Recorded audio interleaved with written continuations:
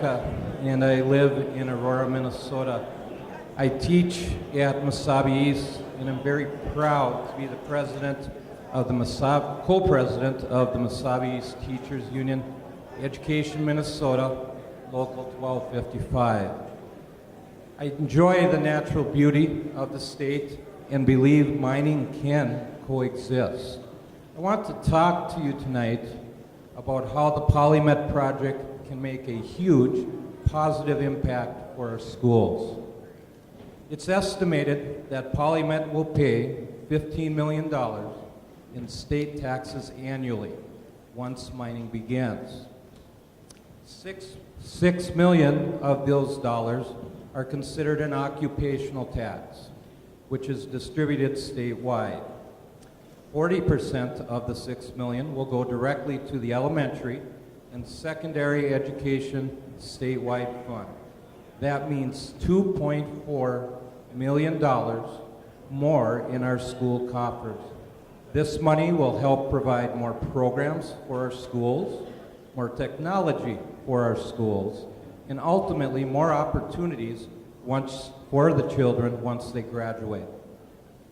$7 million of the $15 million in state taxes is a net proceeds tax and will be distributed locally.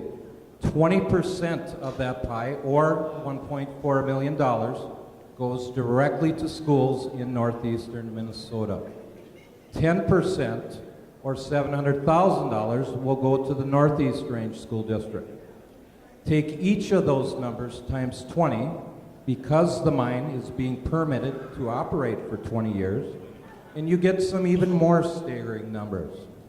$48 million for schools statewide, $28 million for schools in northeastern Minnesota, $14 million for schools in the Northeast Range School District.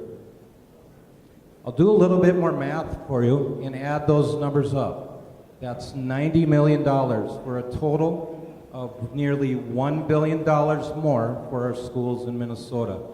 We know that Minnesota has some of the strictest environmental standards in the nation. We know that state and federal regulators have looked at this project from all angles and have published a comprehensive document that shows exactly how the mine will operate. We know that the mine can operate safely and that PolyMet has committed to monitoring and treating the water for as long as need be. What's the decision? This mine will be safe. It will generate great income for the local workforce, and as I've outlined in detail above, it will have a tremendous positive impact on our schools, on our children for decades to come. Rachel Lehman. Rachel? I'm Rachel Lehman, and I'm going to uncharacteristically give my time to my husband to speak. This is a special treat for me. I'm Jay Lehman. I'm from Aurora. I'm part of a small family business that's been on the range for 30 years. Thank you to the DNR and the federal agencies that are here allowing us to talk about this. Reading through the supplemental draft environmental impact study, it's very complicated and extensive document. I'm convinced it takes an experienced environmental engineer versed in permitting to fully understand and appreciate it. I will admit that I am not one of those people. With that being said, I believe we have to put our trust in the experienced scientists and engineers of the lead agencies to determine if this mining project can be done safely. If this project can meet the environmental and financial requirements, then we must allow PolyMet to move forward with this project. Not doing so would be an injustice to the people of Minnesota, especially here on the Iron Range, as we have one of the world's largest deposits of strategic metals. I believe we have the technology and experience to move forward with this project. Copper and nickel mining has been going on for hundreds of years. We know what the dangers are, and we know how to avoid them. Our regulatory agencies are staffed with experienced, competent professionals who are some of the best and brightest in our country that has to offer. We need to put our trust in them. We keep hearing that in Minnesota, we are going to be trading 20 years of jobs for 500 years of wastewater treatment, or even 1,000 years. I would like to ask the DNR to make an official statement as to whether or not this claim of 500 years of required wastewater treatment post-closure in the SDIS is in the SDIS, or is it not? I feel many people are unsure about this issue. This issue needs to be put to rest for the sake of properly informing the public. The financial risk of moving forward with this project does not lay on the taxpayers' shoulders, it lays on PolyMet's. PolyMet, before mining begins, funds must be set aside to cover the entire cost of the closure and reclamation. The Minnesota DNR determines the amount to be set aside, and the company does not get the funds back until all closure and reclamation is complete. I don't know anybody on the Iron Range who does not care about this project being done right and safe. We care not only for jobs this project will provide, but we care about protecting the environment as well. This is our backyard. We don't want to damage it. Those saying 10. we need to choose between jobs or environment are presenting a false choice. We can have both. Thanks. Time. Frank Frederickson.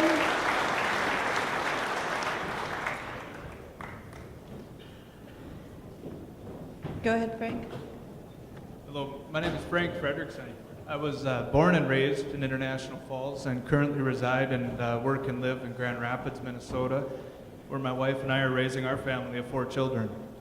My whole life, I have enjoyed the beauty of our region and the opportunities it provides to hunt, fish, and camp. And as a high school and college student, I was very blessed to have a summer job piloting a tour boat in Voyageurs National Park for a whole 3 months of the year that our tourist season was.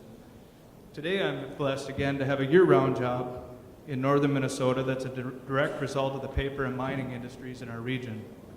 This job enabled me and my wife to relocate back into northern Minnesota after spending 10 years in the Twin Cities so that we could raise our family in northern Minnesota and show them the same environment that we grew up to appreciate and enjoy.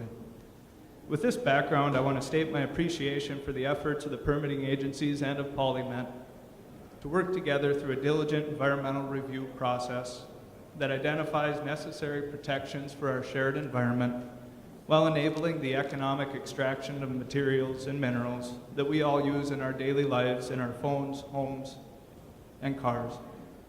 More specifically, I want to comment on the proposed land exchange in the SDIS. As a native of International Falls, I grew up in a community that was established by a paper company and remains largely supported by the mill today.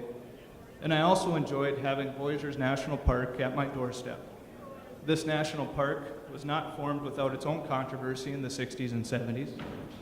And the establishment of the park meant for an expansion of federal land protection in northern Minnesota and a reduction in private woodland for mixed-use recreation, hunting, and pulpwood production.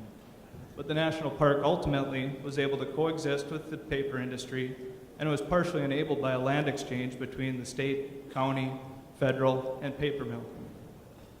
This land exchange my grandfather was a part of as woodlands manager for the mill in making that happen.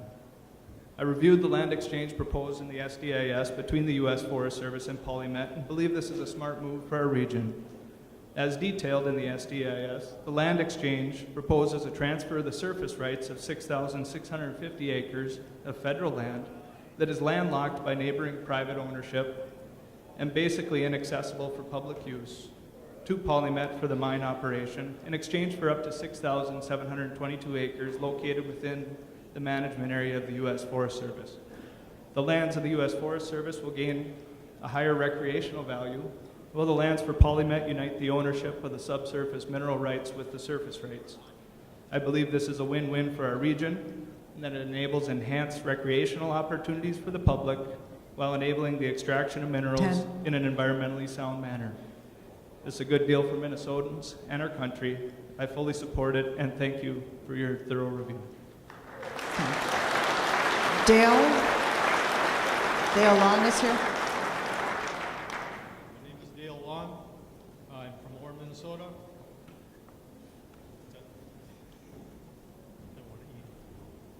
My name's Dale Long. My last name is spelled L-O-N-G. I'm from Aurora, Minnesota. I was a mayor in Aurora for several years, and water and resources are dear to our hearts. I am an operating engineer with Local 49 and also a business representative there. I am speaking today for the Iron Range Building and Trades, which consists of 17 trades with 6,000 plus members in this region alone. We support the state and federal agencies' document that has analyzed the PolyMet project thoroughly. This is not just about the construction jobs in building this project, it's also about the long-term jobs to run the plant, as well as the spin-off jobs and positive effects to our area communities. I've seen this east end of the range deteriorate from the time when I was in high school to where it is today. This region definitely needs this project. Thank you. Dennis Perkat. Good evening. My name is Dennis Perkott. I was born and raised in McKinley, Minnesota. The only reason I'm here is because my father raised 8 children on a miner's salary in a 3-bedroom house. We didn't kill each other. We've all gone on to successful careers and lives here. I'm fully behind this project because I work for a company. I'm an independent sales rep, and a lot of my friends and business associates are here tonight. I just would like to say thank you for all the support they give me. I could raise my children. They're going on to bigger and better things. I want to stay here. I've just passed a 20-year milestone for the company I work for. I firmly believe this is a good project, and I think that PolyMet is also going to support me in my endeavors and being a sales rep. And I just wish them well, and I hope everybody here that's young, that's looking for a good job and willing to stay here, pay their taxes, I think it's a win-win situation for all of us. Thank you for your time. Richard Flesvig. It's Richard.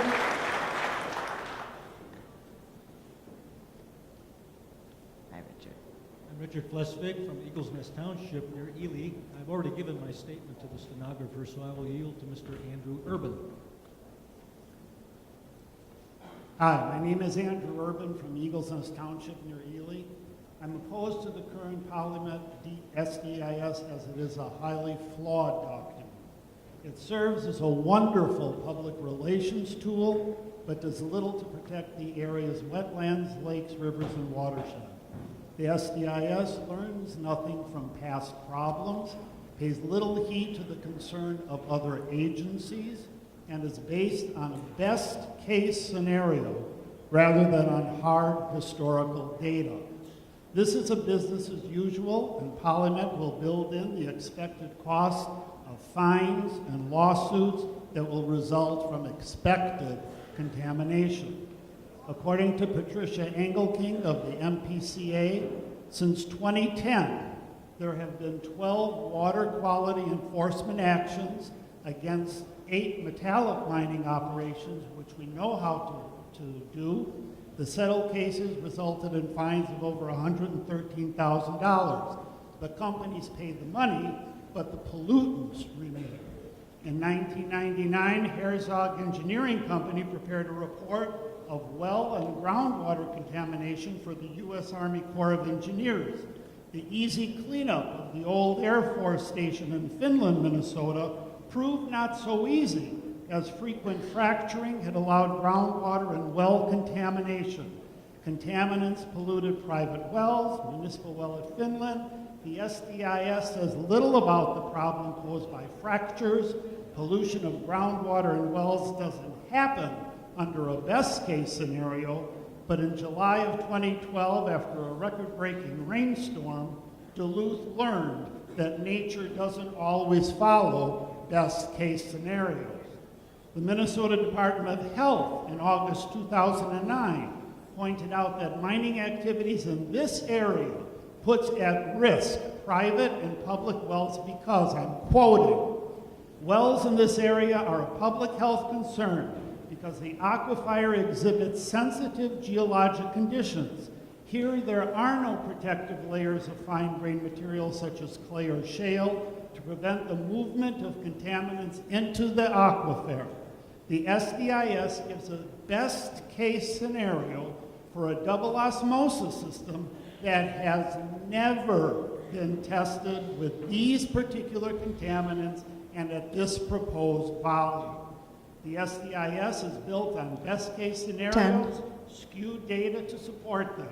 The SDIS promises robust economic benefits with little or no environmental damage. History tells us otherwise. Thank you. Marshani Geisdorf.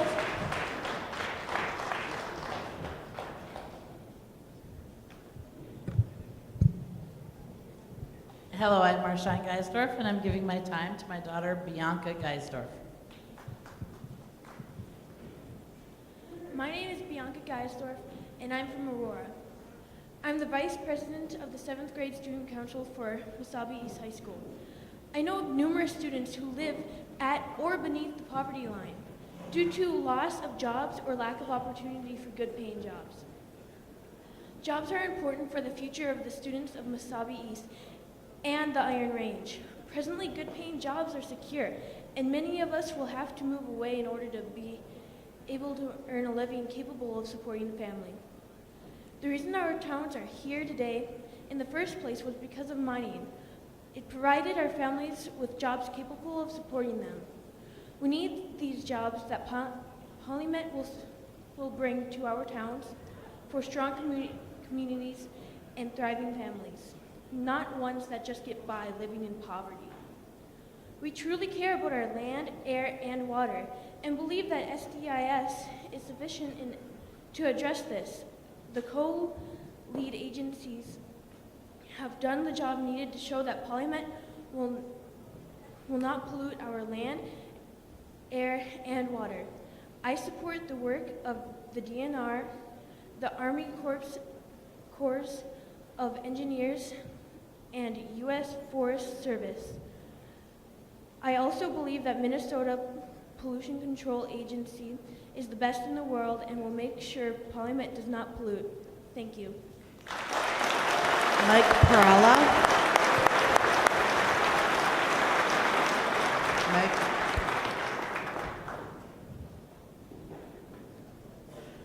Good evening, everyone. My name is Mike Perala, and I'm from Virginia. I have deep roots in both Ely as well as the Twin Cities of Palo Markham. I speak to you tonight in support of the review process put forth here, as well as in support of one of the most extensive and expansive recycling projects in Minnesota history, the Polymet project. I have a keen perspective and interest in the project area. As many in the audience know, I once wore an orange hard hat proudly as an employee of LTV. The final pellets produced in the Erie agglomerator were done under my watch. And through my work experience there, I gained a deep and unique knowledge of the infrastructure and of the mine site. I've seen firsthand the devastating impacts that the LTV closure has had on the East Range. You know, I was one of the lucky few in that I found another job in short order. In my role at Minnesota Power now, I'm able to do what I can to add value to the region in the Polymet project.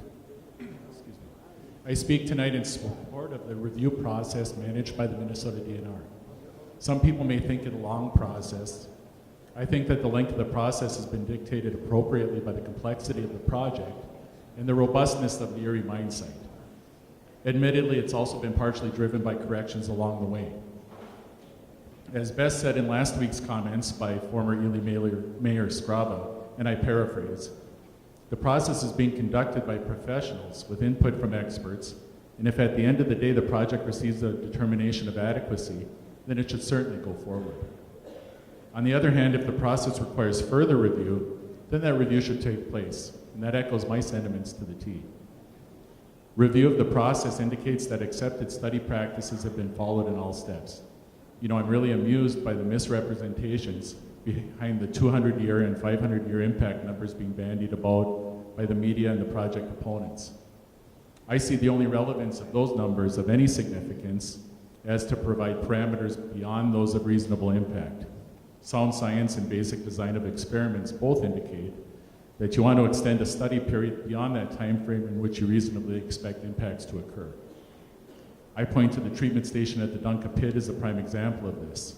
A facility originally intended to treat discharge based on threshold measurement, which hasn't needed to run for years based on those same ongoing measurements and due diligence. I also speak tonight in support of the PolyMet project. I've been personally involved with the PolyMet project since 2005, and coupling my work experience, my background as an engineer and a project manager, and my working relationship with PolyMet altogether, it's led me to conclude that the project is a strong one. There's a level of responsibility, ethics, and competency with John, Joe, and their team that's at least on par as that of our other mining companies.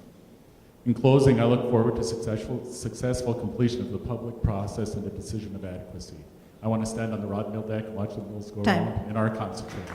Thank you. Peter Branca, I think Peter may have left. Is Nancy Homola here? I think Peter had to leave. Nancy, you ready?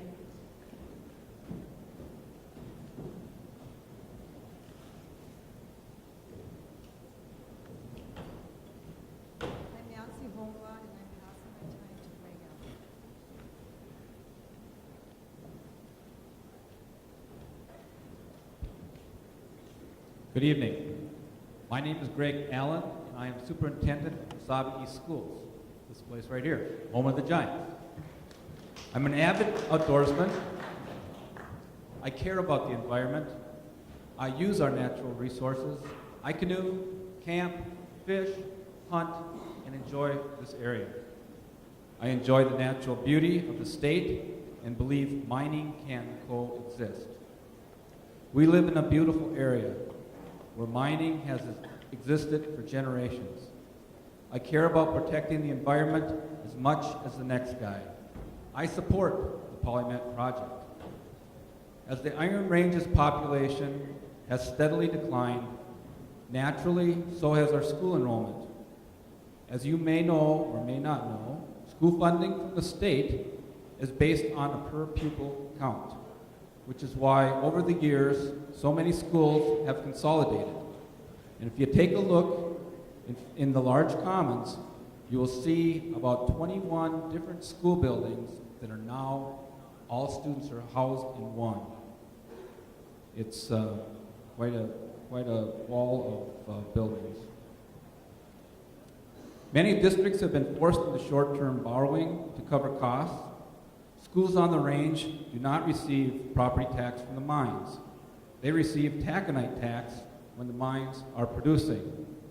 This extra funding helps, but is not stable funding.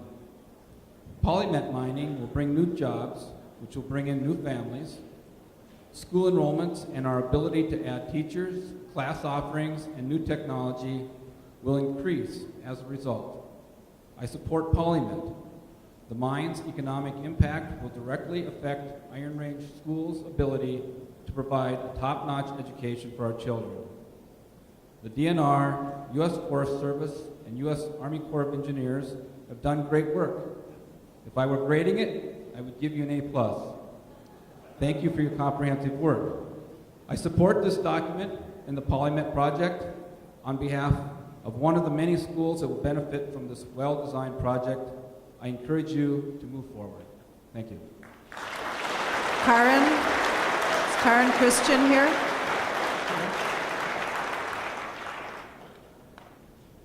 My name is Karen Christian, and I give my time to David Tomasoni. Thank you, Karen. I'm David Tomasoni. I'm the state senator representing Senate District 6, which you are all sitting in right now.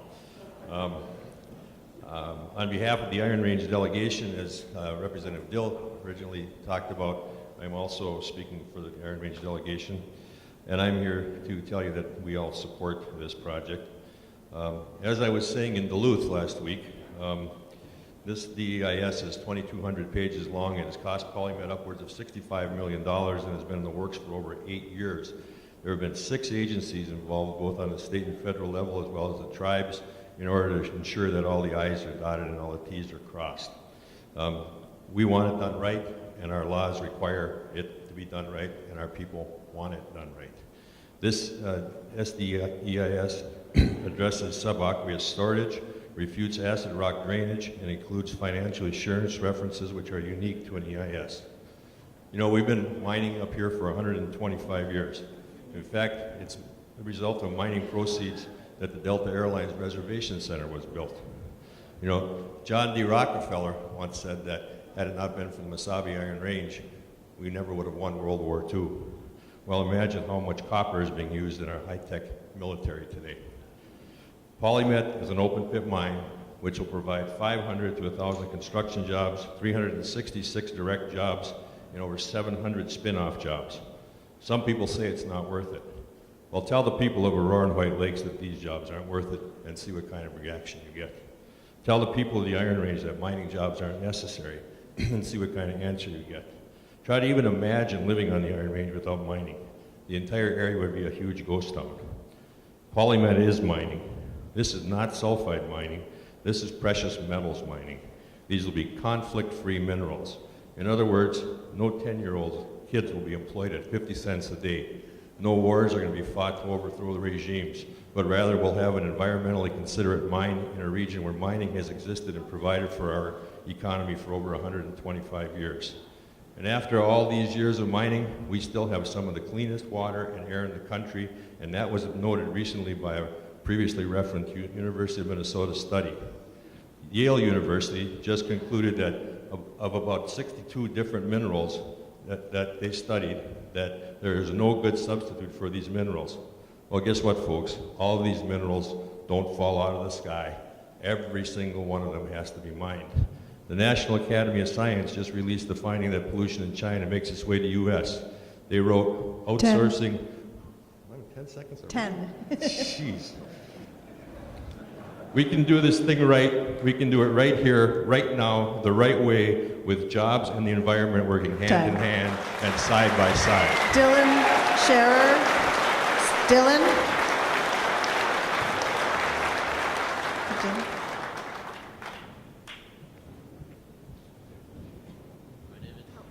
Take a tech pause for just 1 second.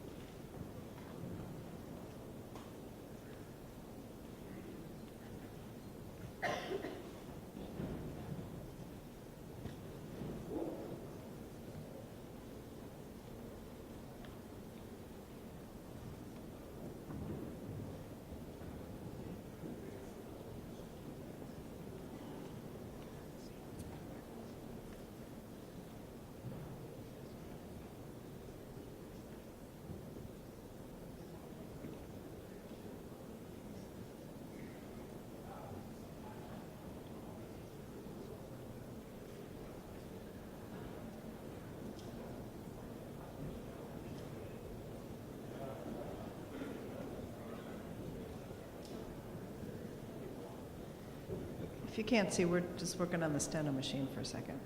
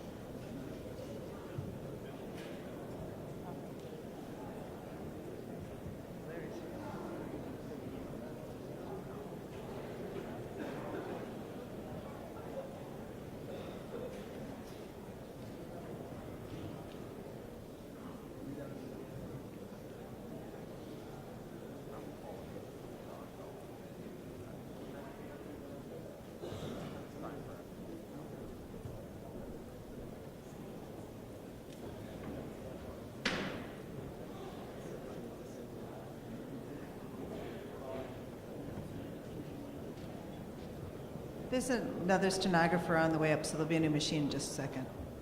Larry. Larry. Larry. We're here. They want to start? You call next. Yeah,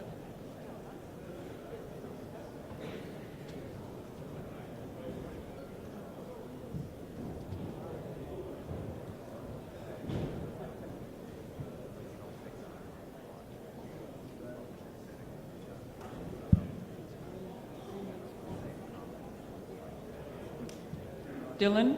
Dylan Scher.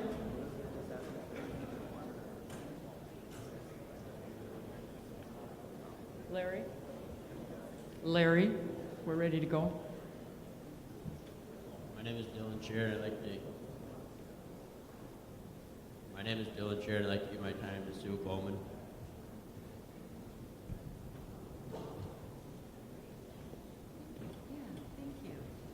Good evening. My name is Sue Bowman, and I'm the General Manager of the Country Inn of White Lakes. I was born here up on the Iron Range, first generation of White Lakes. My father came here from St. Paul, working at the Whirlpool plant in St. Paul. Brought his 5 children up. I was the firstborn in White Lakes, and I have a younger brother also born in White Lakes. I wholeheartedly support moving forward with the PolyMet project. I believe having some skepticism is healthy when it comes to these kinds of projects and the claims that are made, but we operate in an environment of tremendous knowledge and experience and technology. The EIS process is in place to ensure any and all new projects meet Minnesota's tough environmental standards.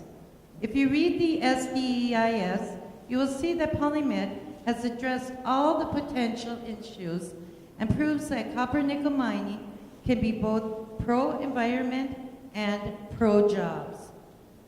PolyMet will bring some 360 direct jobs and hundreds more spin-off jobs to an area of the state that needs them. And of course, managing a hotel in White Lakes, this will provide many, many jobs. I'll be able to hire more employees. Will be filled every day. We all like that. And so even I can give jobs to a lot of people that wouldn't be working in the mines. We know how to mine in northeastern Minnesota, and we do it under the strictest standards. If we don't utilize this great resource in mining copper and nickel in Minnesota, these metals will continue to be mined in places around the world that have little or no environmental regulations whatsoever, causing massive pollution to the earth. They will be mined in places around the world that offer no safety protection to workers, where children are routinely put in danger by being forced to work in unsafe conditions, and where workers are exploited by being paid inhumane wages and do not allow them to feed their families. The alternative to mining in Minnesota is to mine in places that have none of our safeguards. Does that make sense? I have confidence in the co-lead agency conclusions. I believe they have been thorough and thoughtful and taken their time to get it right. Let's mine these metals here where we need and want the jobs, and we know we can do it right. Thank you. Charles Geisdorf. Charles. My name is Chuck Geisdorf, and I'm going to give my time to Mike Johnson.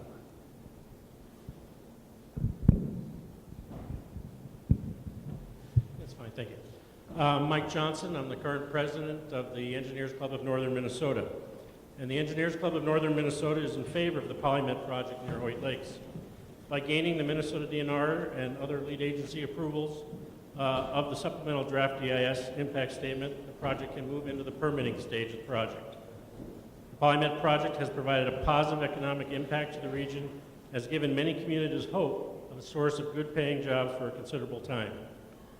Engineering Club members have been involved at every step of this process and consider the project, as described, to be economically viable and environmentally sound.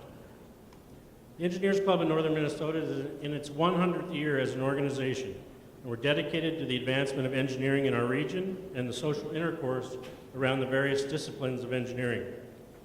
Much has changed in the way mining is done in the last century, all of them to improve a combination of economic return, societal growth, and environmental protection.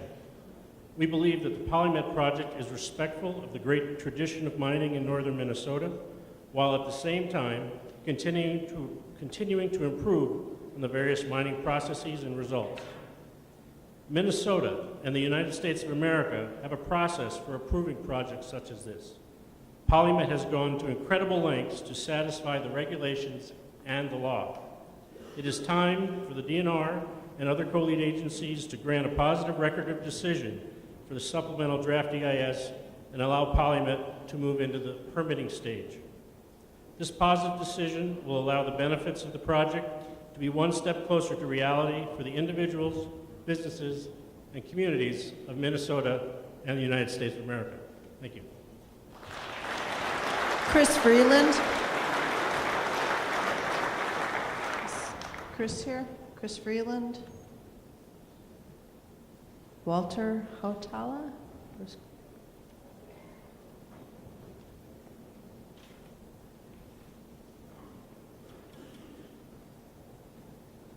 I'm Walter Hautala from Waiwabic Township, rural Gilbert, and it's my pleasure to relinquish my time to Dan Hart.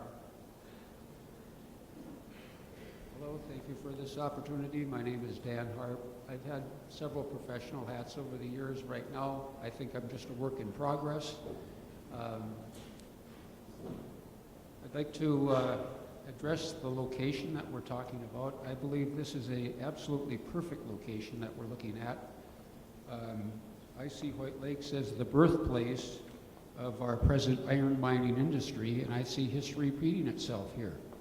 If Erie Mining Company hadn't stepped forward at that point in time, we wouldn't have the infrastructure in our country that we have today.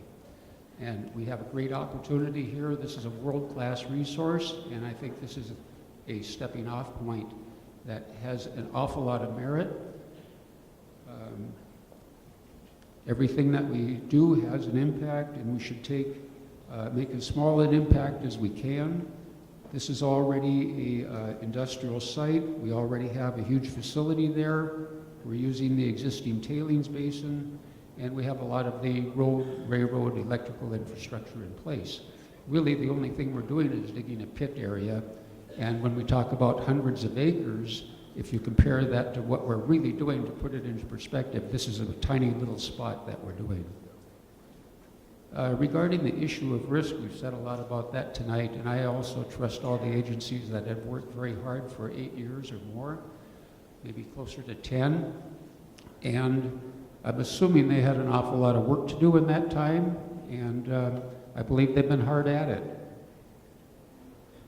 Regarding the issue of risk, I'm adverse to risk, and nobody wants that, but I would like to caution our tendency to look for 100% assurances in life, and there just aren't any assurances of that case. In trying to live by that status, nothing can happen. We need these metals, as has been stated by several people here tonight, and PolyMet can mine them while having a plan in place to reduce the possibility of troubles. If we want to eliminate risk, you can't do anything and we will have nothing. Which brings me to my next point of unintended consequences. If we don't do this, there is a cost to not having it. Let's just look at the Middle East in the last 50 years. When we didn't have oil, we were extorted for it. We become politically active, we fight wars. The history of mankind since the beginning of time has been resource-based. If you don't have it and nobody's going to give it to you, you take it. 10. And you're not immune from pollution here. Pete Stauber.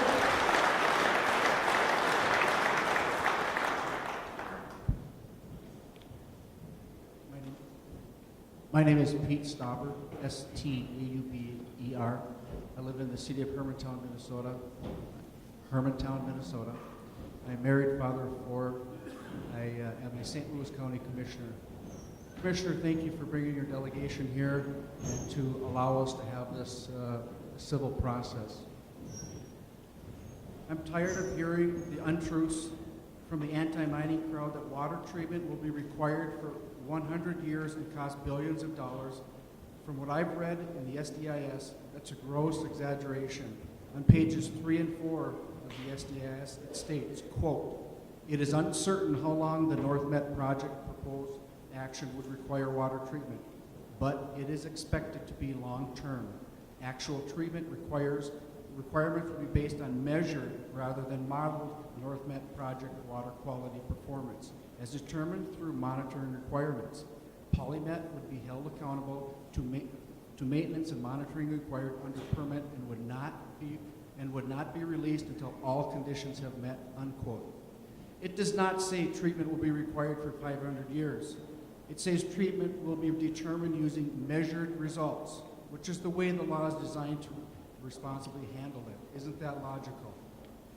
The SDIS shows that Polymet built and operated a pilot reverse osmosis water treatment plant to show that it could successfully treat the kind of water that it will have on the project. The plant worked. It's proven technology that's been used in lots of other municipalities and industrial applications. Polymet has been working with regulators for nearly 10 years to ensure compliance. Any holes that were discovered during the EIS have been addressed in the SDIS. The SDIS is a clear reflection of Polymet's and the agency's work to develop a successful copper-nickel mine, bringing important investment to St. Louis County. I am confident, based on the SDIS, that water quality standards will be met for many generations at the mine and plant site, and that mining will not compromise the beauty of the area of our natural resources. I hope the DNR will listen to its own scientists and not the fabrications from the anti-mining crowd. I have confidence in the environmental review process and faith in the regulations and the regulators to hold the company accountable. Mr. Commissioner, the good Lord has blessed this region with these precious metals. They are ready to be mined by our working men and women of the northeastern Minnesota. Our men and women need the jobs. The range delegation of the building and trades, the Duluth area building and trades are 10. the best men and women to work. Thank you, Mr. Commissioner. Stuart Mills. Stuart. Thank you very much. I'm from Crow Wing County, and my story is very similar to the people I've been speaking with here this evening. Our family came to northern Minnesota in the 1870s to work in the timber industry.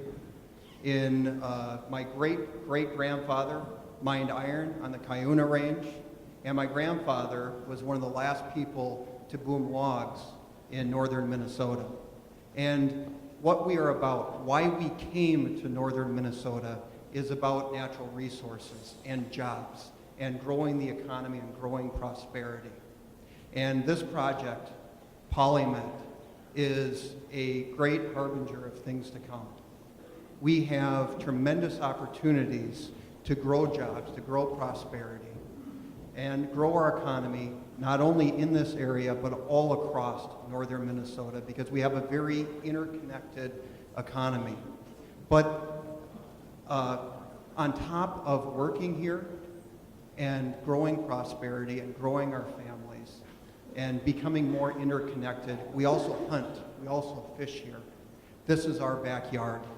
And the Polymet project is so well thought out and is so well engineered, and the oversight is so extraordinary.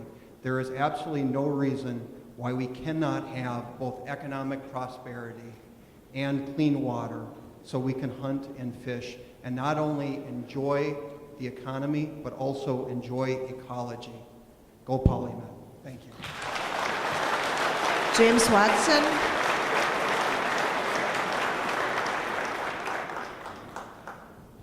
James?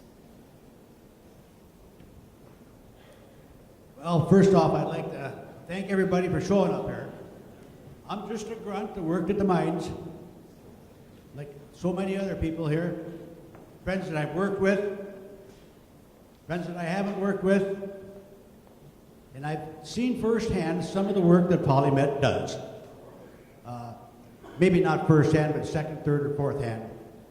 They're pretty vigilant in their research.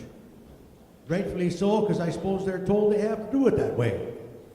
But they seem sincere in the way they're going about it.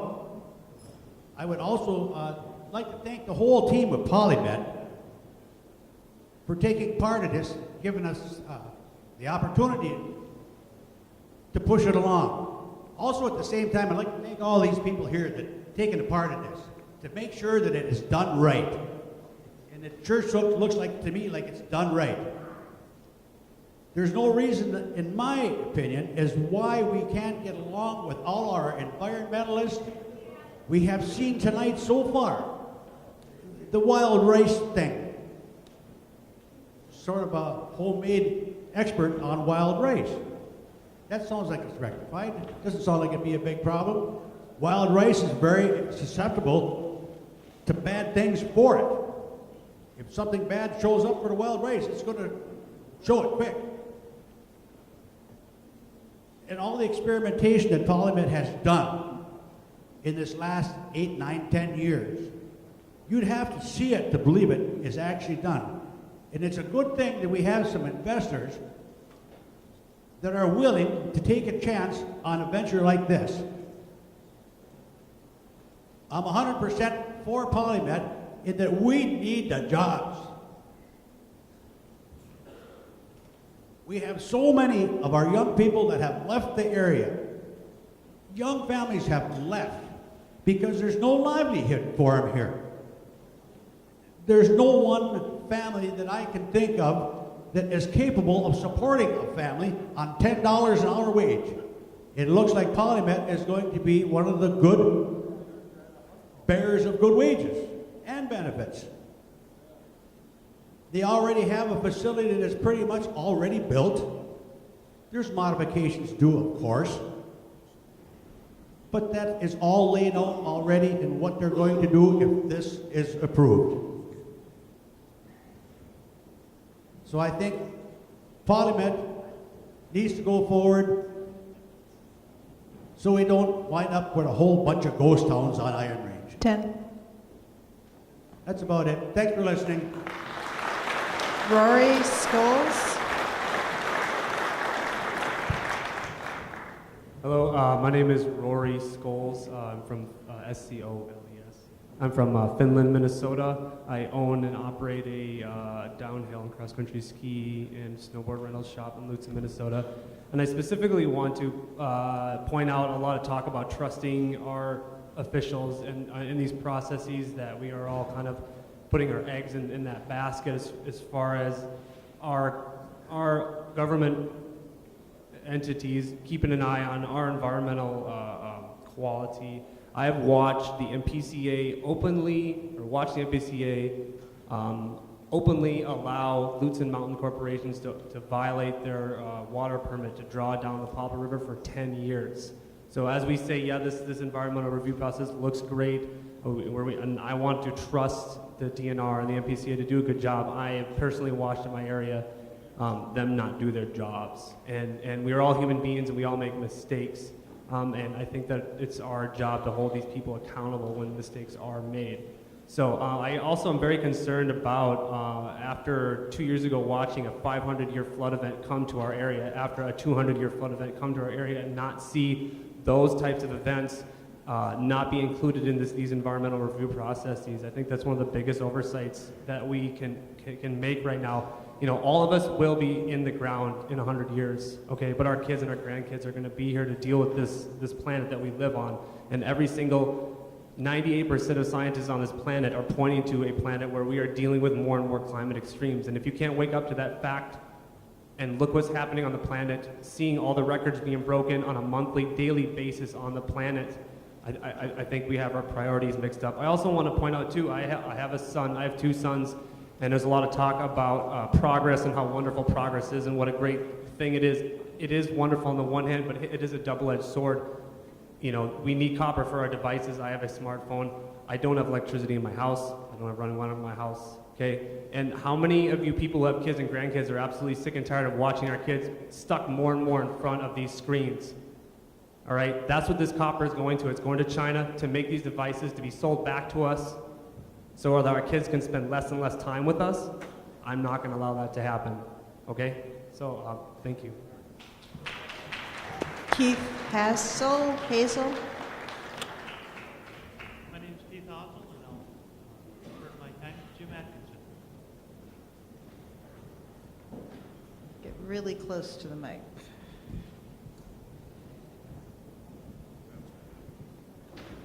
Hi, my name is Jim Atkinson. And I don't consider myself an expert on all the issues in the subject. Closer to the mic, please. Closer?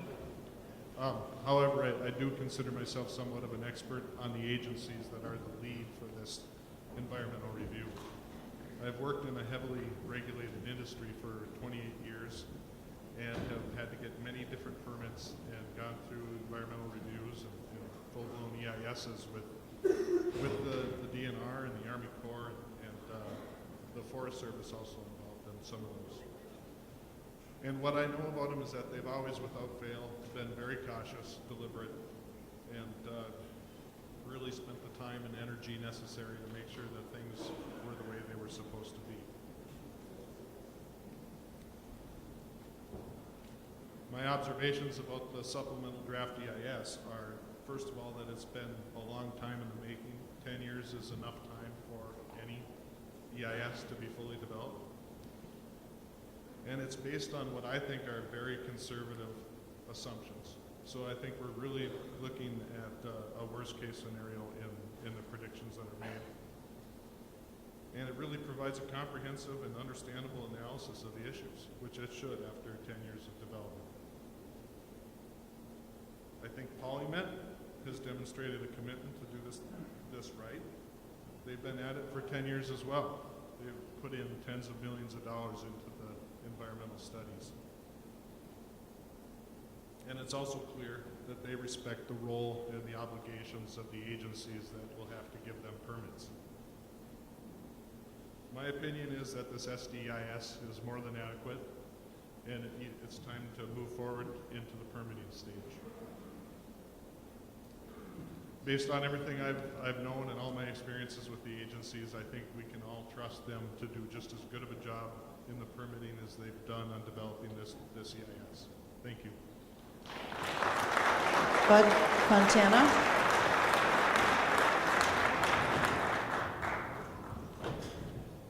Yeah, good evening. My name is Bud Fontana, and I am a manager at Joy Global Mining Products out of Virginia, Minnesota. And I'm here speaking in favor of the PolyMet project. And the DNR research and extensive testing has shown we can have industry, mining, jobs, and clean water.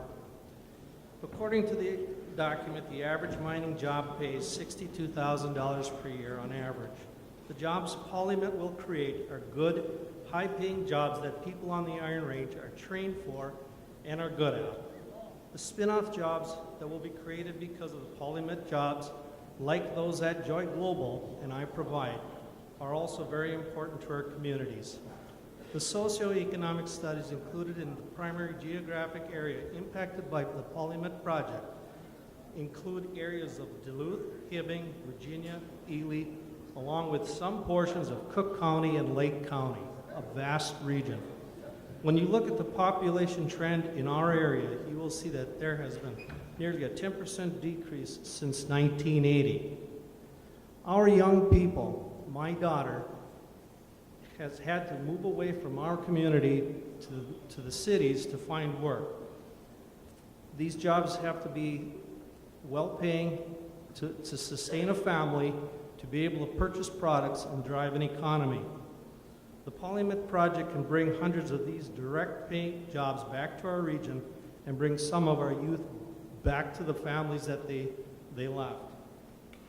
Mining these deposits in a reasonable way represents the largest economic opportunity for our northeast Minnesota region and the state of Minnesota since iron ore was discovered here, bringing construction and operation jobs that pay enough to support families, provide high-quality health care, and retirement security for the future.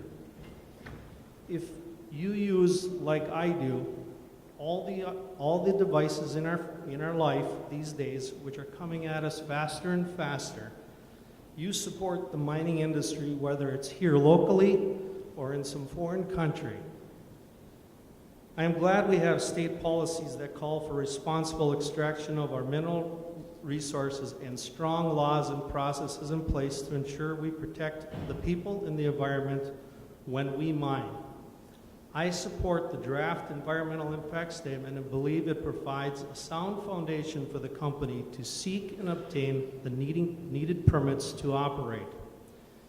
Demand for the metals we use every day, like copper and nickel, exceeds the recycled supply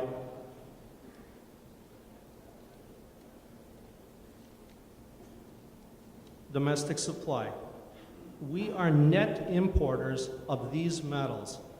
Given that there are no supports and increasing demand, if we are responsible stewards of our total planet, we should be for locally sourced metals rather than depending on foreign countries and thereby sending good jobs overseas and mining in worse environments. Time. Thank you. Dave Litzenberger.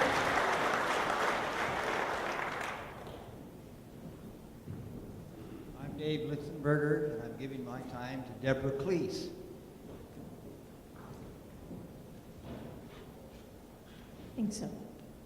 My name is Deborah Cleese, and I'm a resident of Ely, Minnesota.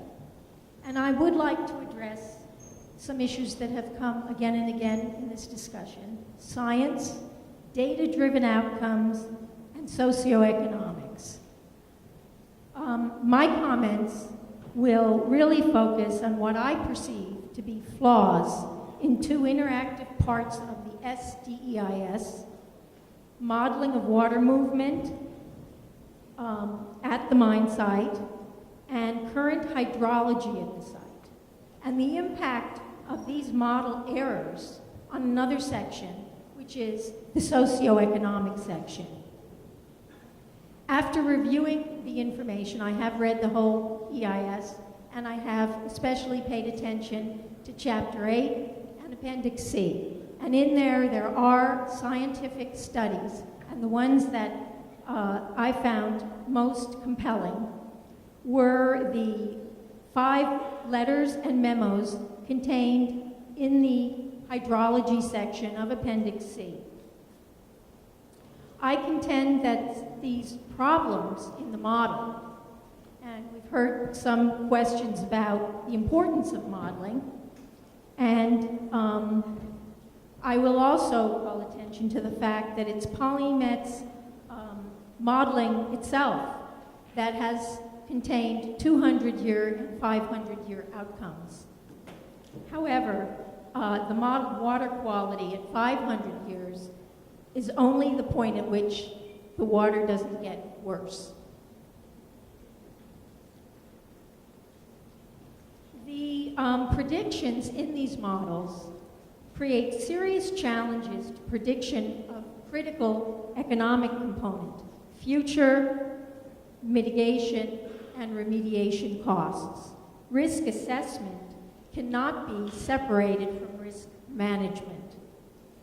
Therefore, critical flaws present in the assessment of risks will lead to critical flaws in estimation of future costs. I'll highlight the flaws briefly. I have included them in my comment that I submitted. First of all, when we're looking at a model, a major tenet of modeling is that computer simulations are discredited if the things they are looking at have not been tested and do not reflect adequate field conditions. The surface water model failed to do that. Secondly, the gold sim model, which predicts water quality at the mine site, also did not do a good job at all of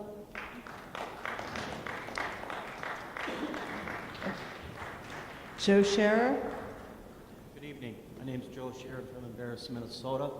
I'd like to thank you guys for your time in coming here. Appreciate everything you have done standing up and getting ridiculed by some of these people tonight. I'm not going to do that. I think you guys have done a great job. Your employees have done a great job. I think this environmental impact statement is above adequate. We need to go forward with this. I live in Embarrass, Minnesota. I live 6 miles away from the gate to this plant. I was born and raised here. I hunt, I fish, right in the backyard of this plant that they're proposing. Before that, it was LTV. Nobody's had a problem coming from these waters. We are monitoring, we are taking care of them. We are stewards of our area. I fully believe that our government agencies will make sure this area will remain intact and pure. We can have mining, we can have tourism. So with that being said, again, thank you guys very much. Job well done. Thank you. Alyssa, Hopi, Happy. Spring water. Hi, my name is Alyssa Happy, H-O-P-P-E. The SDEIS artificially denies effects of water pollution on the St. Louis River.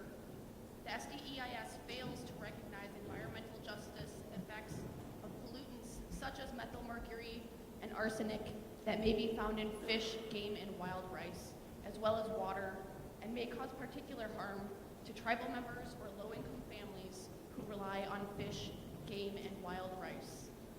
Please take the following actions to protect human health from impacts of the Polymet project.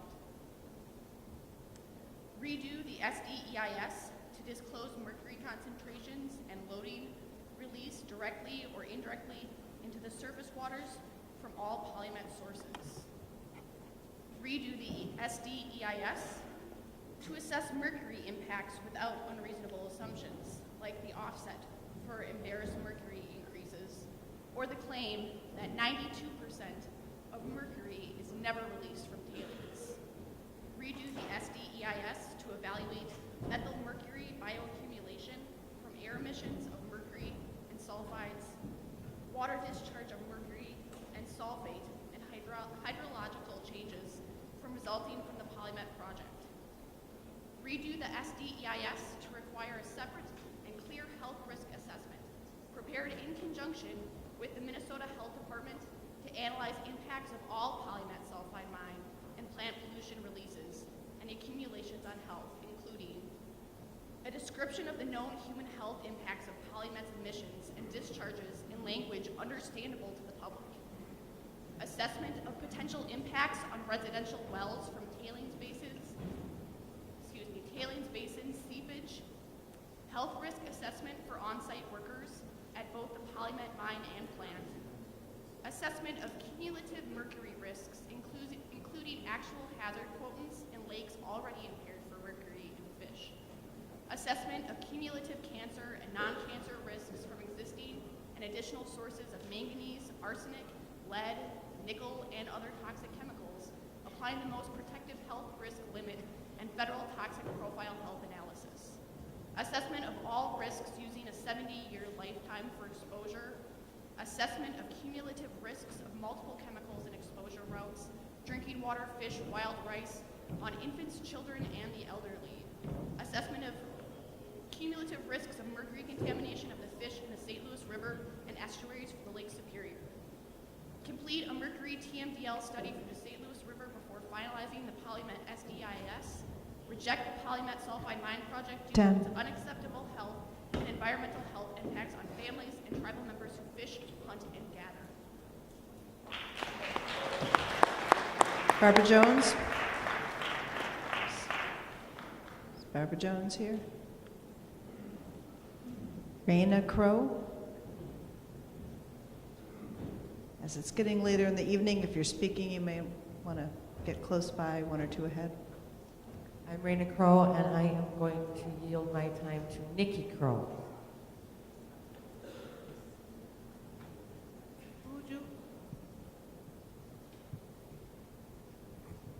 That might be a little too high. Can you hear me? Bonjour. My name is Nikki Crow, N-I-K-K-I-C-R-O-W-E. I bet you think I'm here to talk about wild rice. Nope. What's missing from the EIS is the socio-economic impacts of mining. I see the news reports from North Dakota and know we have to address some social impacts from the polymet mining operation. I'm talking about the rise in sex trafficking, and with that, an increase in advocates needed to care for the increase in those reporting. Need for increase in policing and education of police when called to help prostituted victims and victims of sexual violence, and the need for more sexual assault nurse examiners to be available, including housing for victims will be necessary.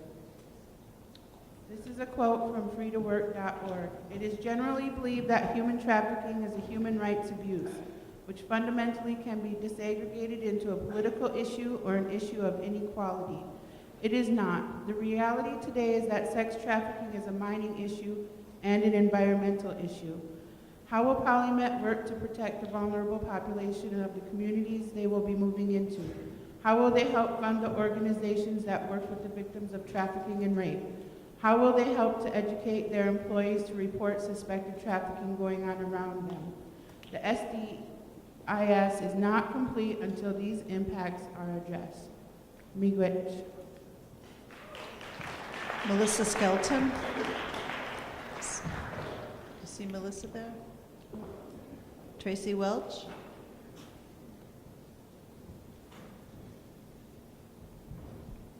My name is Tracy Welch, and I'd like to defer my time to Bill Izzard.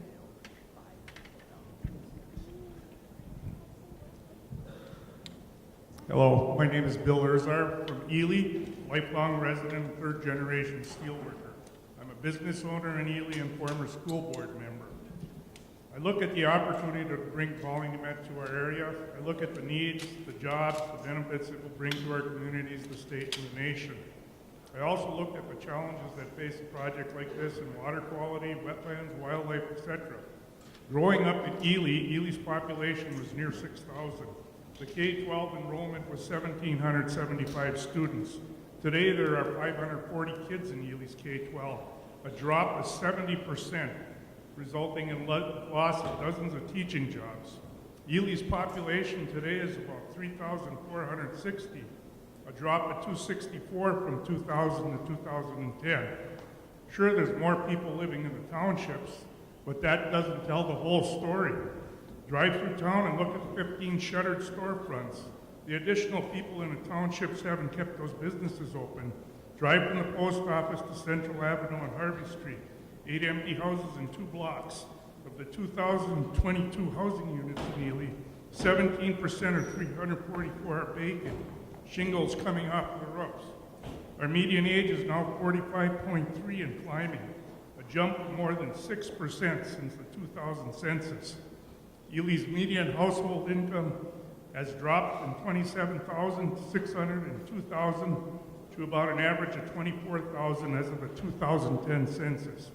200 families on food shelf assistance this year compared to 110 last year. Tourism by itself is not providing sustainability. Obviously, there is a tremendous need for jobs here in our area, not China. We need the metals. We also care that the mining is done environmentally responsible to maintain our clean water and air. iPhones, iPads, computers, electronic devices use the metals that come from this project. Hybrid cars at 40 to 60 pounds of copper. Gas engines use catalytic converters made of platinum to clean their exhaust. Wind turbines use about 4,000 to 5,000 pounds of copper in their windings. When you turn on an appliance or lights in your house, you're using copper. When you go to the dentist or doctor, the stainless steel surgical tools are nickel alloy steel.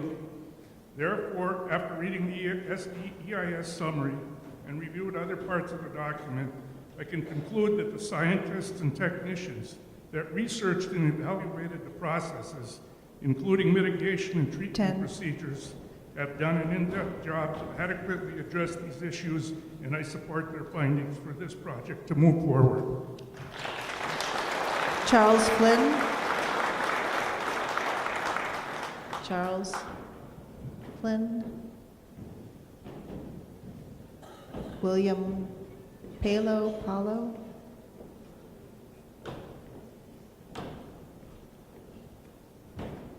Ross Peterson.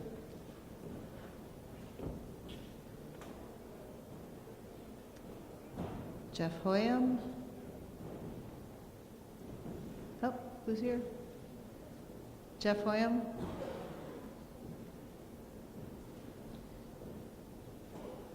Good evening. I'm Jeff Lamb, and I'm deferring my time to Matt Erjovic. My name is Matthew Erjovic, last name spelled Edward Robert John Adam Victor Edward Charles. I grew up just a few miles away in Evelyn, Minnesota, and after leaving to attend college at St. Scholastic in Duluth, I now make Duluth my home as I have for the last 12 years. Young people like me have had to move away to find good paying, family-sustaining jobs. The Polymet project can bring hundreds of these direct jobs back to our region, plus hundreds of more spin-off jobs. Polymet will give us the chance to grow responsibly and give us the chance to move back home to raise our kids. To those who argue that this is a nearsighted project providing only 20 years of jobs for unfathomable amounts of pollution, here I say you're wrong.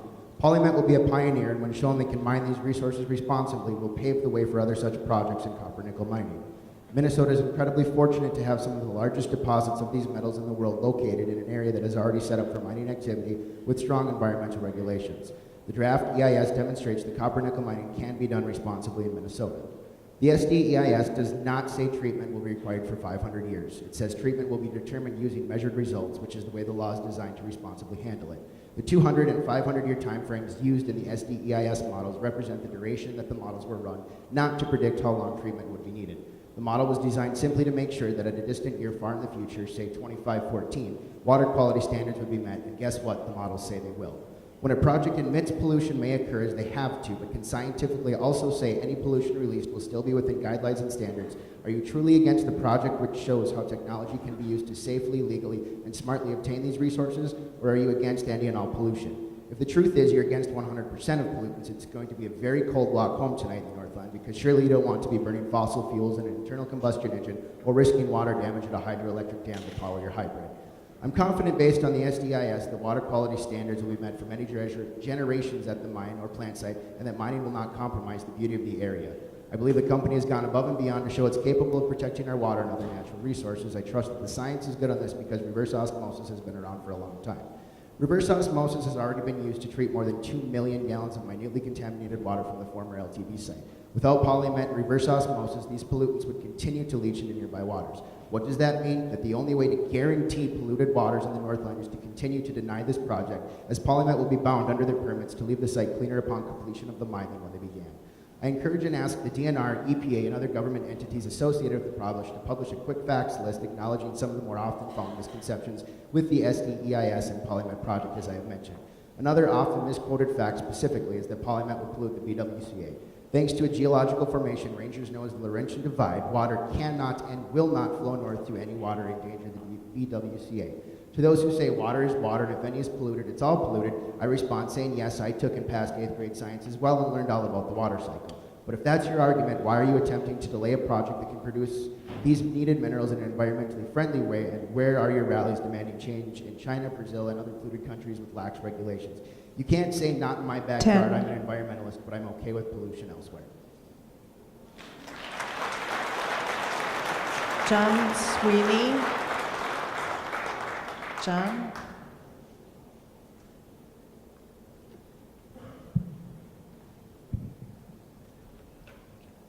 Greetings, everyone. My name is John Sweeney.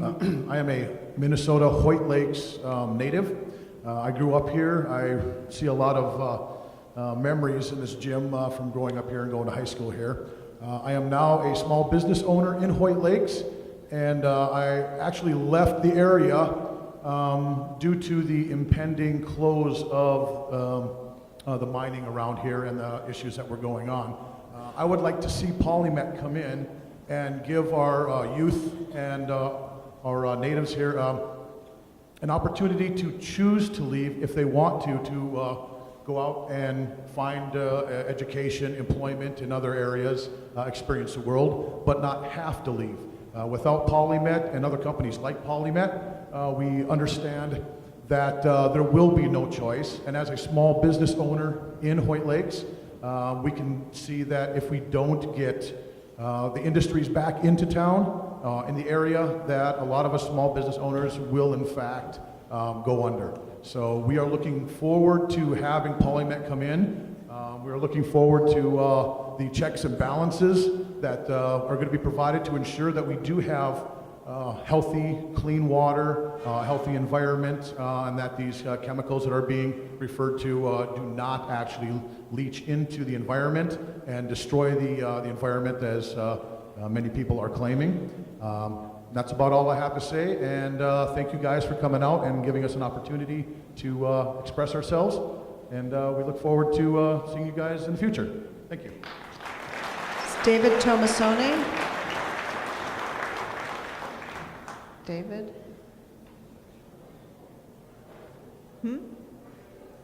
He spoke, thank you. Wally Walburn? While Wally's walking up, just if you're interested in the timing, we started at 7:07. We were going to 10:07, although we took 7 minutes of breaks for the stenography, so we're going to 10:17, if you want to know. Okay. I'm Wally Walburn. I yield my time to Dan Waters. My name is Dan Waters, spelled W-A-T-E-R-S. I am a member of Up North Jobs, which has over 600 members in Ely. It's a nonprofit organization in favor of jobs, any kind of jobs on the Iron Range. I'm a business owner in Ely. Last year was my 50th year in business. Unlike some of the people here, I am in the tourist business. It doesn't have anything to do with mining. It's strictly tourism. My business is not open in the winter time, strictly a seasonal business. So I don't have any links to economic help from a mining industry necessarily, other than the ones from reduced taxes and things. That being said, I'm also a conservationist. I think I can consider myself an environmentalist, and I am in favor of clean water. I am also in favor of mining, especially copper nickel mining and the PolyMet project. I think the environmental impact statement that was done was excellent, and I think that, not being a scientist, I will rely on what they've said in that statement. One fact I'd like to clear up. In Ely, it seems that some of the organizations that feel like Ely is, they call it sustainable Ely. And that is based on that tourism can sustain Ely. Tourism cannot sustain Ely. Since I started in business, Ely has changed dramatically. We used to have year-round bus service. At one time, Ely had passenger train service to Ely. We had 5 grocery stores. We're down to 2. We had 2 lumber yards. We're down to 1. We had 1,700 and plus students in the schools. We're down to 500 and some. We're in danger of having our school go through consolidation. We're in danger of losing our hospital. All these things point to the fact that Ely and the entire East Range needs mining. This is what the range was built on. This is what will sustain Ely and the rest of the range, is mining. We can have both. We can have mining, we can have clean water, we can have tourism. There's no reason to not have any of those. Thank you very much. Doug McCready.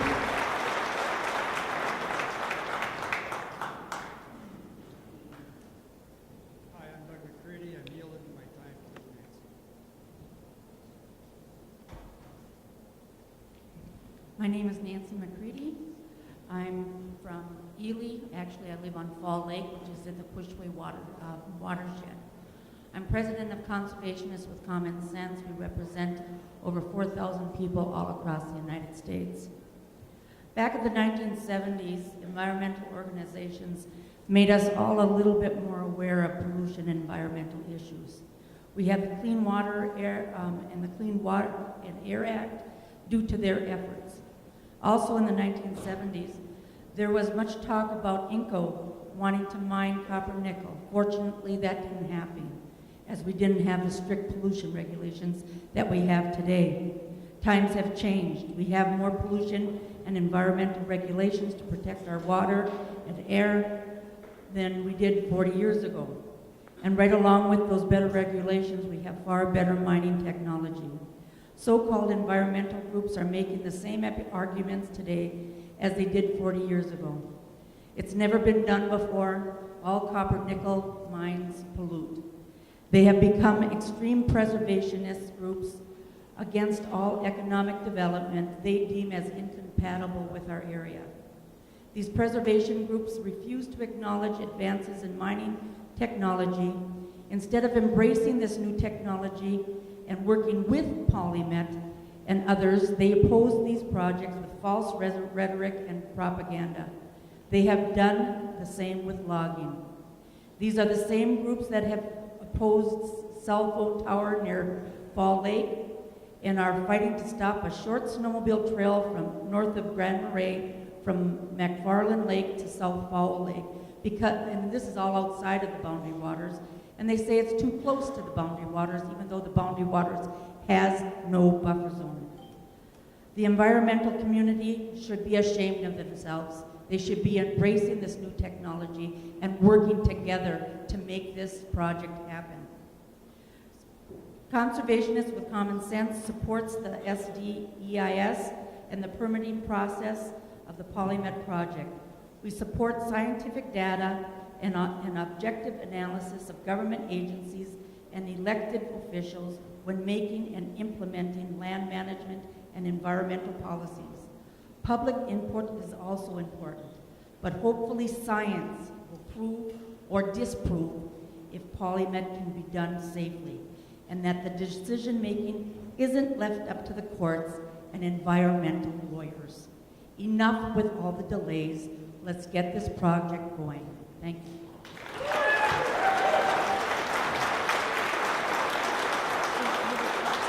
Jerry, is that Jerry Balland? Is that who we're on? Jerry?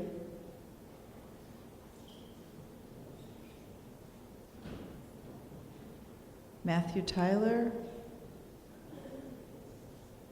Oh.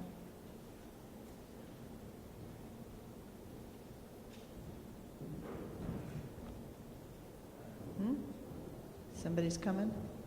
Okay. Matt Tyler already spoke, so I'd like to yield my time to... No, if you've already spoken, you can't.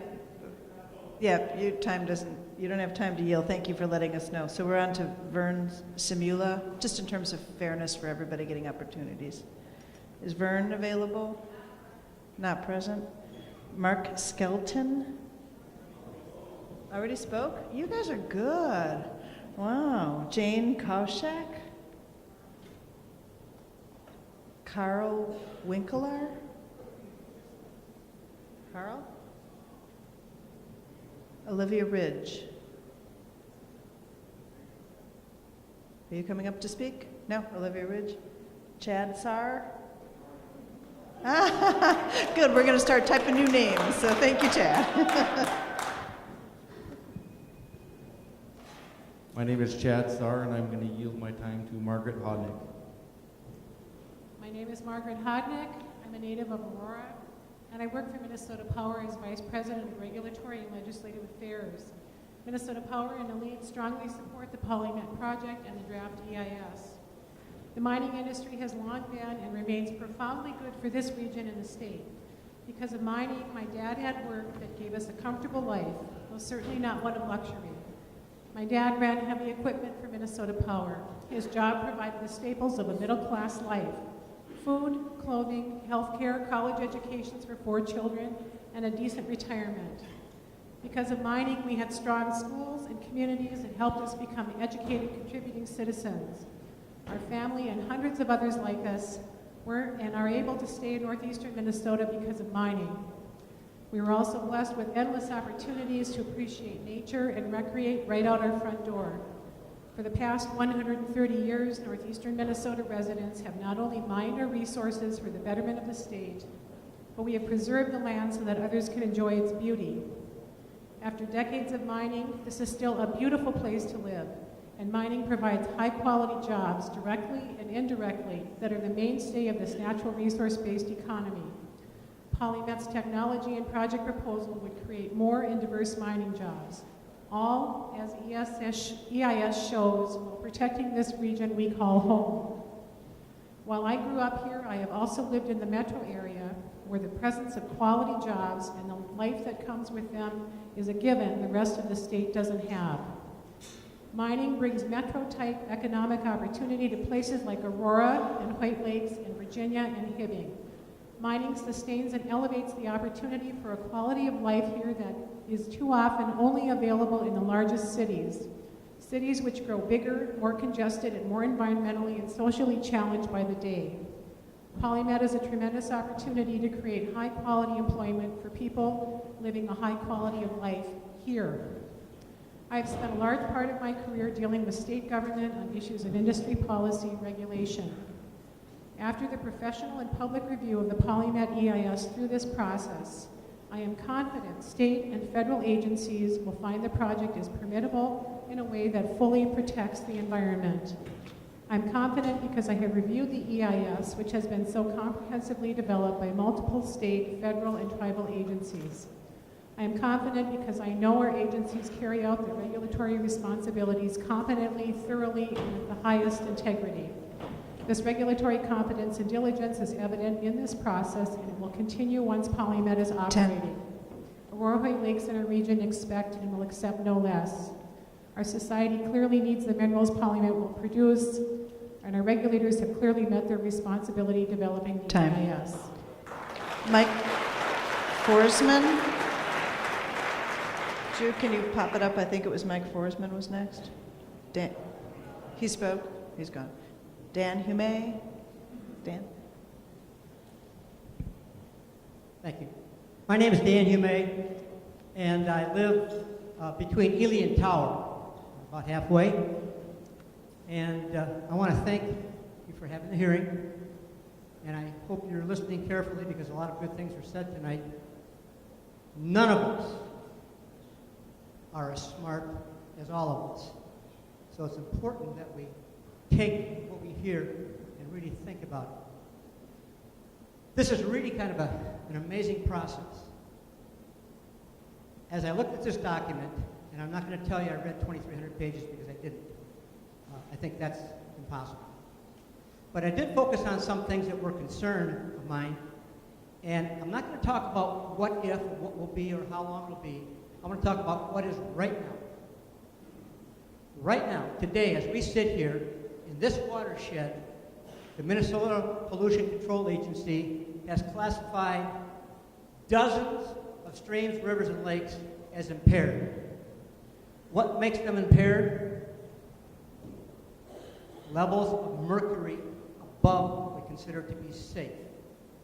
Methylized mercury appearing in fish tissue.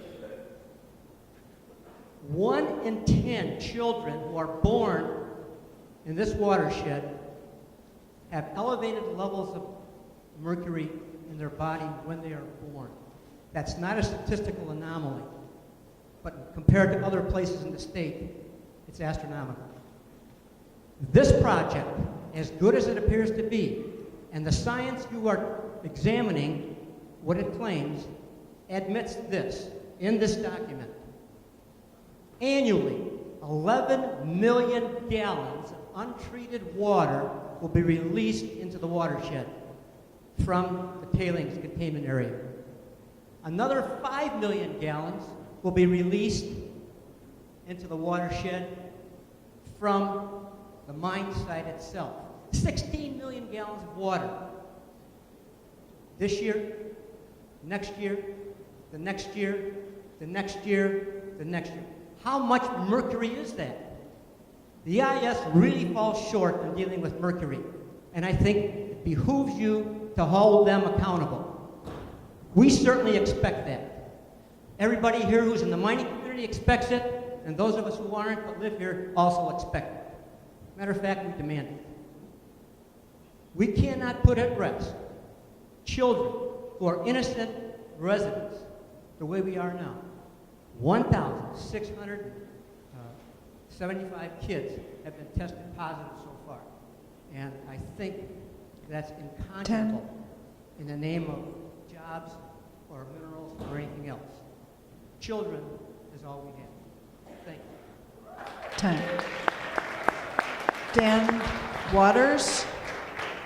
Dan Waters. Roger Thompson.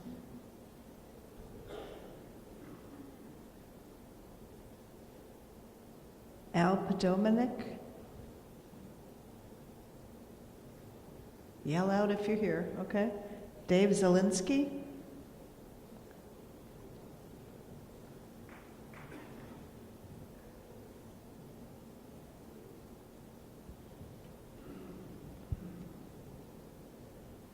Dave Zielinski, and I yield my time to Charlie Vera. Thank you, Dave, and members of the committee and groups here. The first thing I'm going to do, I'm going to be putting on two different hats here. I'm going to be putting on a hat, I'm a Virginia City Councilor from the city of Virginia. My name is Charles R. Baraboo. Last name is Baribeau. With that, I'm going to introduce, for the record, two resolutions that we passed on PolyNet. One for the original draft EIS, and we'll be putting together another resolution at next Tuesday's council meeting for this current supplemental EIS draft that's out at the present time. I've been a pharmacist for 40 years throughout the community of Virginia, and we support the PolyMet from a city council perspective. We support it 100%. These resolutions were a 7-0 vote and a 5-0 vote with 2 members absent. The PolyMet project will increase, and as already been mentioned, jobs in this area by about 400 construction jobs, from 1,000 to more. The Iron Range unemployment rate right now is higher than the state average, so this will help to increase the employment in this area. There'll be high-paying jobs. There'll be an increase of younger families to do subsistence of everything on the Iron Range. There will be an increase in school enrollment, an increase in realistic values of homes and businesses if this project goes through. There will be an increase in all types of sales. Now I'm going to put on my hat as a pharmacist. The water process with reverse osmosis has been in the business as long as I've been a pharmacist, for 40 years. The quality of water coming out of this system will be better than the water that they're drawing from whatever streams and etc. that they draw the water from. The process will be pure. All the minerals, all the chemicals, the mercury, everything you've heard people talk about will not be available to go back into the downstream system of the Lake Superior watershed. We in Virginia are held to a standard of mercury that will be identical to what the environmental system requires of the mining industry. That standard is based on a brand new sewage treatment plant we just put into operation here in Virginia this past year. So it's a brand new standard that the mining company will be held to. Just a couple other things.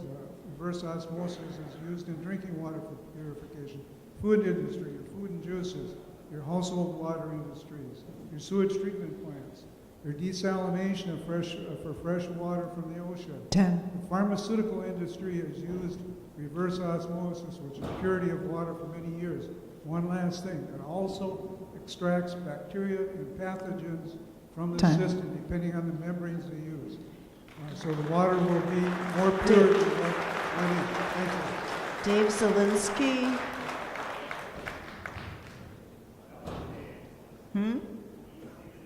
He said, we were off one. Jim Houlihan. Jason Zabratsky. Nancy McCready here. Spoke. That's what I thought too. Brent Chezik. There we go. I yield my time to Larry Cuffey.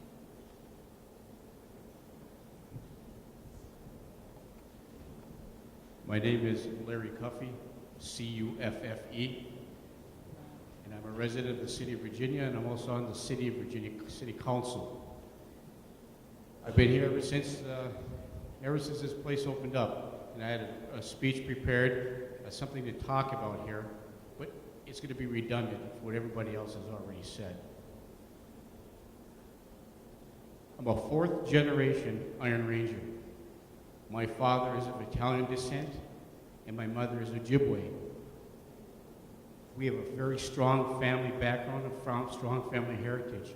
Mining has been in our family for years. My grandfather was a miner. My other grandfather was a miner. We all shared those experiences. If it wasn't for mining, my grandfather wouldn't be here. My father wouldn't be here. My family would not be here. And if you look at the iron ore mining and you compare it to the Parliament project, there is a comparison here. Now, there's been a lot of talk, a lot of opposition about the water, about not having the study done properly. What I'm telling you right now, we live in the United States of America, the most advanced industrialized nation in the world. We have the cleanest water. We have the cleanest environmental protection. We have a Minnesota Pollution Control Agency that's a pain in our butt, but it's necessary because they do their due diligence. I rely on experts to make decisions. Every time you take a risk in life, there's a risk. There's never going to be an absolute. But when you take every precaution and you spend hundreds of millions of dollars and 10 years of investment in order to do something that's going to be economically boon to a community that is dying on the vine. The city of Virginia had a population, when I was growing up, about 18,000 people when the mines were booming and the construction was going on. Now we have about 8,800 people. We have a housing crisis in Virginia. These houses are abandoned. People left because there are no jobs. This United States of America is built on the people. And I heard this spoken from other kind, everybody here. It's the people working together. Well, we have a community here. Virginia, Evelyn, Gilbert, Biwabee, Aurora, White Lakes. All across this Iron Range is based upon our bread and butter, our way of life. In order for us to live, mining is the major contributing factor to our ability to survive and to raise our family. We as a city council, me as a family, all my friends, we all support the Polymet project. There's a lot of things to say about the water, the quality. I read through the AS study. I find that this is just, they've done their due diligence. Let's move forward. Lois Keynes. It's Lois. Bill Horvat. Donna Stevens. I see. Hi, my name is Donna Stevens, and I'm deferring my time to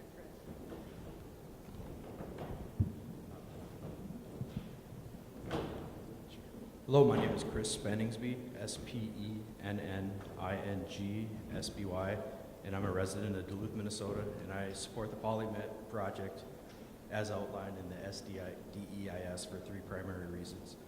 The first reason I believe the Polymet project should advance to the permitting phase is my faith in the environmental review process. Our country, and in particular our state, have among the highest standards for air quality and water quality in the world, and our regulatory and permitting process works as designed. One example of this improvement is the improvements made in the underground containment and water treatment since the original draft impact statement in 2009.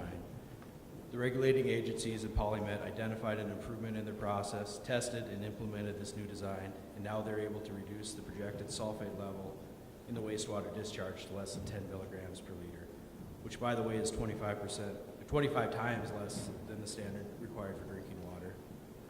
The second reason I support the Polymet project is that mining minerals in our state under our very strict regulatory control is the ethical thing to do. We have already decided as a society that minerals such as copper and nickel are required for modern conveniences, and we collectively have chosen to produce and use them. These conveniences include indoor plumbing, electricity, as well as the 64 pounds of copper and 32 pounds of nickel in a Toyota Prius. If the PolyMet project were not to advance, the worldwide demand for copper that fuels our improvement in the quality of life will still be filled, but not under the strict and open environmental review process we are seeing here tonight. Finally, I support the PolyMet project for the economic benefits documented in the study by the University of Minnesota Duluth, referenced in the environmental impact statement. Economic development in this area creates a future where young people can stay in this area and afford to raise a family. And it's not only for the workers in the mine, but supporting contractors and those who operate businesses in the area. The economic benefits will also trickle outward to areas such as Duluth, where I live, and down to St. Paul in the form of taxes. And because of the strong environmental regulations and oversight in our state, these jobs can exist with the existing jobs in our tourism sector. I would like to thank the DNR, Army Corps of Engineers, U.S. Forest Service, as well as everyone who showed up tonight. In the words of Thomas Jefferson, wherever the people are well informed, they can be trusted with their own government. Bernice Norgard. Bernice. Dan Harp. And just thank you for that. We had been double checking, but we're going so fast just to get names going, so just keep it up. Thank you. Deborah Cleese. She spoke. Carl Etter. Carl. Carl Etter from Duluth, and I relinquish my time to Andrew Slade.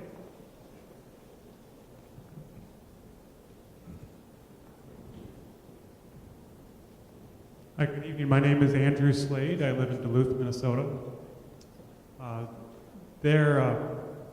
As we have been waiting for the last really 2 years for this SDIS to come out, I was really hoping that this would be a good project, that would be something I could rally behind. But unfortunately, for a lot of reasons, the project as proposed has some real problems. I'm not going to go into that right now, though. I would like to talk about some structural problems with the EIS document itself. First of all, we've seen some proof tonight that the 90-day comment period is really too short. There's been lots of folks coming up to these microphones and saying, I don't understand this. I can't understand this, it's too long. And what that's meant for them, and this is what they've said, I'm going to rely on the agencies to have done this correctly. And I appreciate that sentiment, but I think that flies right in the face of what this whole process is set up for. This was not set up so people could not read it and just trust the people who did it, if that makes sense. The other thing I'd like to talk about, I think this is more important, is that the project fundamentally, the EIS document does not present it presents very few alternatives. The only alternative is the size of the land exchange from the Forest Service.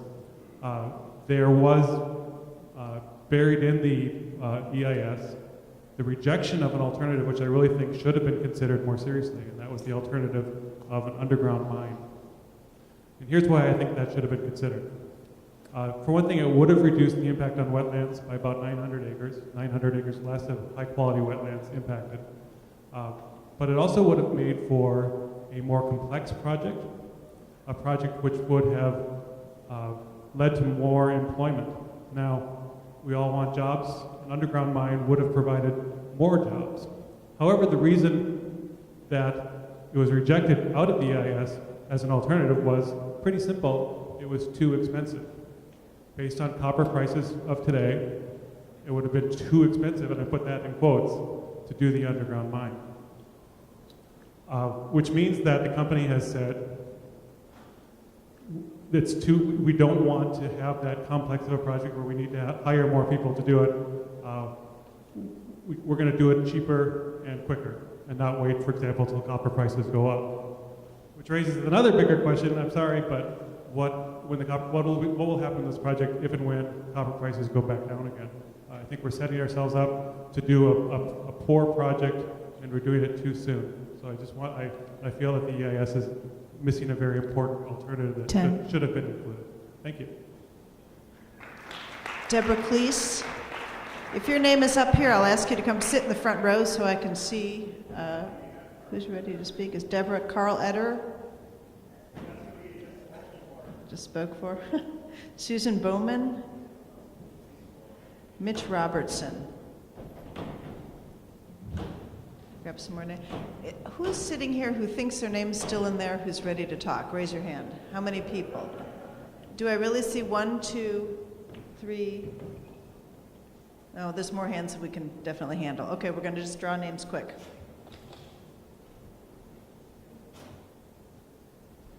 I'm going to read them. I'll type them, but I'll read them just for Chris Spenningsby. Spoke. Karen Kruger, Jay Lehman, Brian Kegler from White Lakes. I apologize if I've hurt your name. Donald Barstad. Donald?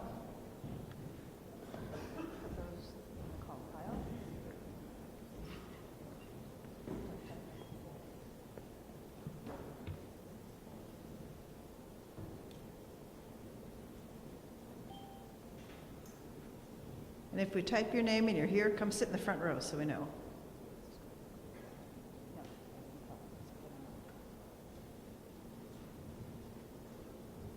I thought I was going to get to be speaking to the choir.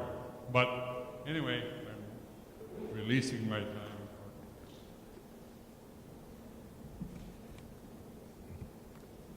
Good evening. My name's Art Lind. I'm a lifelong Iron Ranger, born and raised in Hibbing. I've been working in the mining industry for over 52 years already. I graduated from Hibbing High School in 1963. Graduating class at that time was 325. Also in about 1963, happened to be the year that they passed the Taconite Tax Relief Act, which spawned massive investment in this region to build the 6 taconite plants.